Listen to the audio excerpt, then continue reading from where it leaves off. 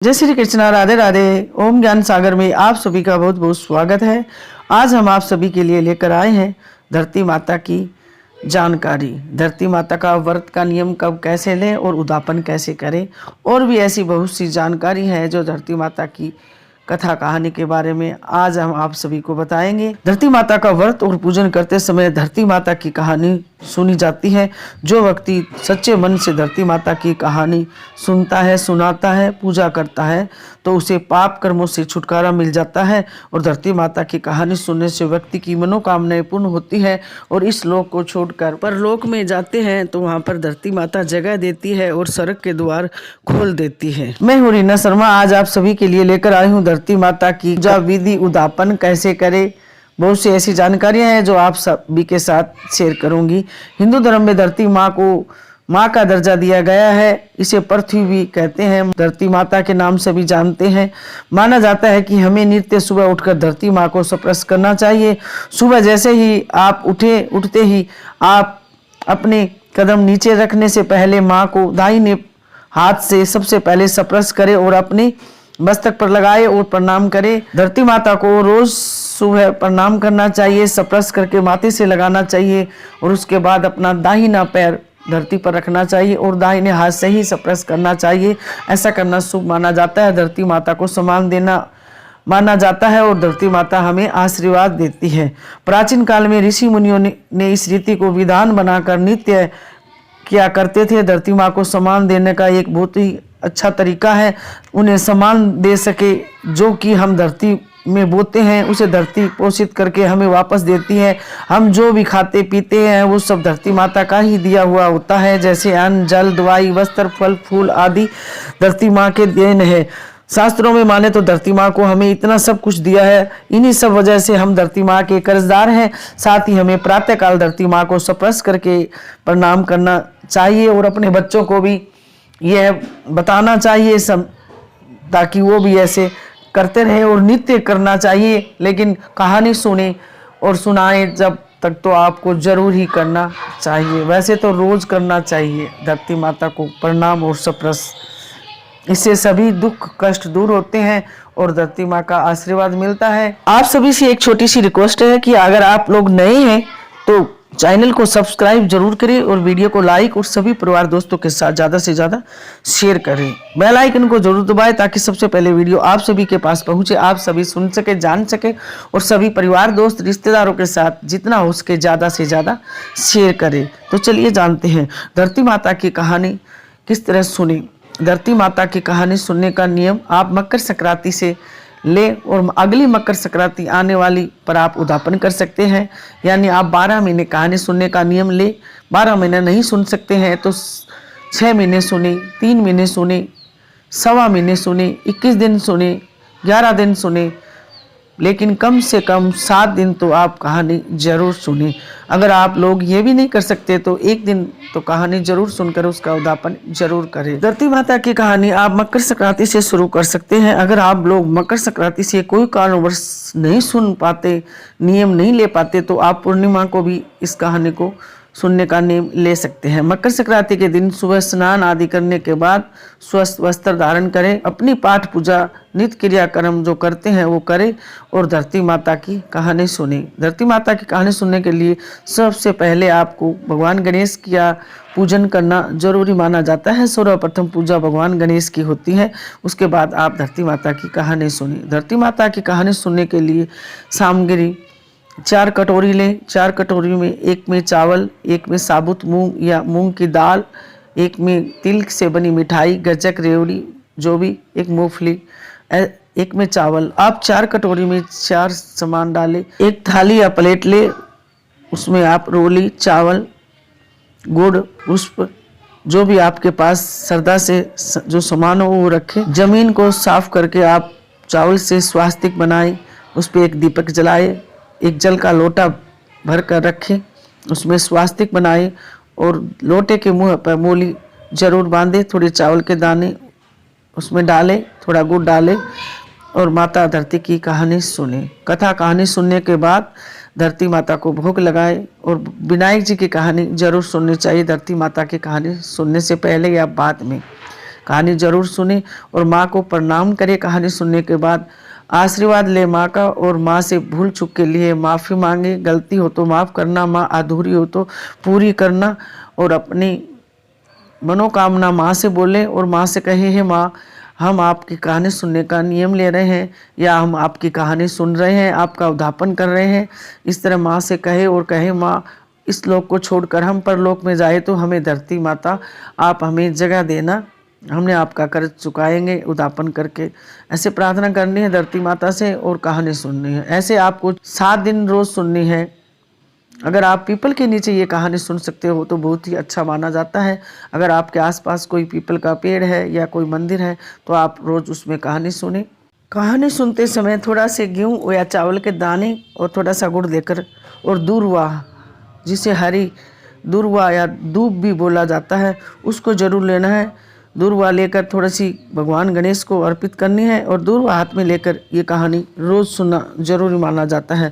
सारा सामान रोज़ नहीं लेना होता है। जिस दिन कहानी सुनते हैं उस दिन 4 कटोरी में सामान लेना होता है। रोज़ कहानी सुनने के लिए आपको गेहूँ या चावल के दाने और गुड़ की छोटी सी डली और दूर्वा हाथ में लेकर एक जल का लोटा भरकर कहानी सुननी होती है और जल भगवान सूर्यदेव को अर्घ्य दिया जाता है। 7वें दिन या आप जब भी उद्यापन करते हैं तब आपको पीपल के पेड़ के नीचे जाकर ये कहानी जरूर सुनना चाहिए।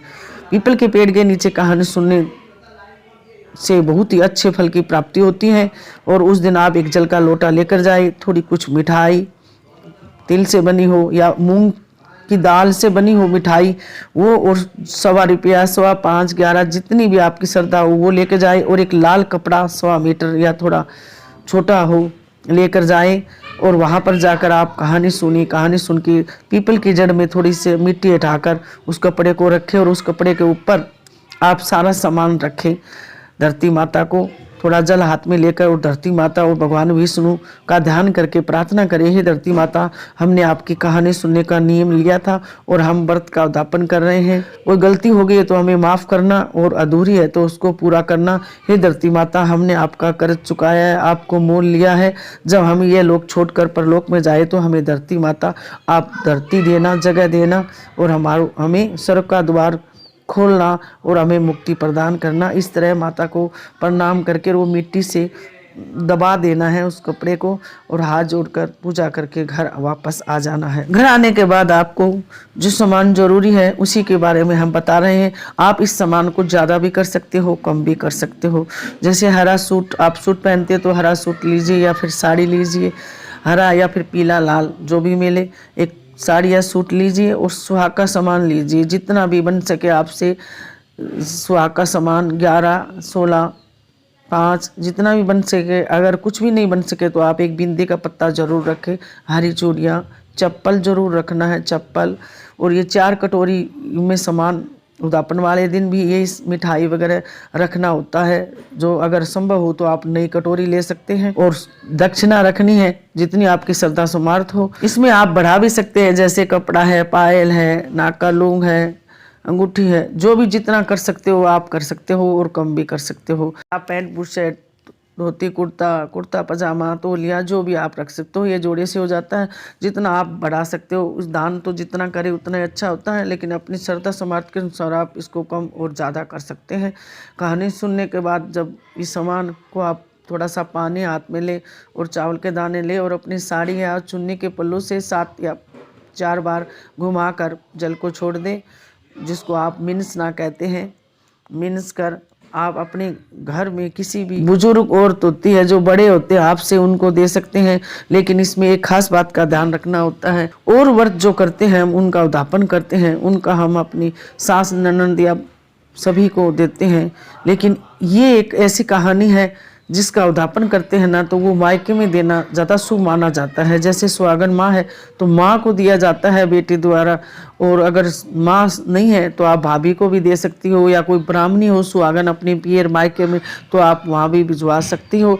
अगर ऐसा नहीं हो सकता तो फिर आप अपने सास या ननद, जेठानी, फूफस, मास, सासू और या ब्राह्मणी किसी को भी आप ये दान दे सकते हो। आपसे जो भी रिश्ते में बड़ी है उनको आप ये दे सकते हो। ज़्यादा नहीं कर सकते तो आप कुंवारी कन्या को चप्पल, चुनरी, बिंदी का पत्ता, और मिठाई मूंग से बनी हुई आदि दक्षिणा देकर आप उसे दे सकते हो, क्योंकि कन्या को भी माता का रूप माना जाता है। धरती माता के उद्यापन में लोटा जरूर देना होता है, चाहे स्टील का हो, पीतल का हो, तांबे का हो, चांदी का, सोने का, जो आपकी श्रद्धा सामर्थ्य के अनुसार लोटा जरूर देना होता है। तो ये है कहानी धरती माता की, सुनने की उद्यापन विधि। इस कहानी को आप जरूर सुनना चाहिए।